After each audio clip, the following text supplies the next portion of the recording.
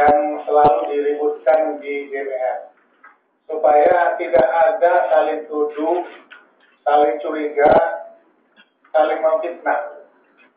Terus terang kalau ini dibiarkan, fitnah akan berkembang terus. Padahal menurut Al-Quran jelas, fitnah itu sangat kejam dan lebih kejam daripada pembunuhan. Hadis Sahih juga menyatakan orang yang memfitnah itu tidak akan pernah masuk surga kalau yang difitnah itu tidak memaafkan. Nah, jadi kasihan masyarakat dibawa ke isu-isu fitnah.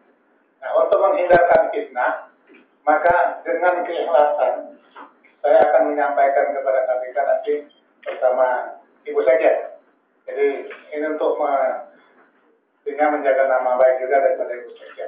Ya. Ini sekedar informasi saja, apa saja nanti setelah saya dari KPK.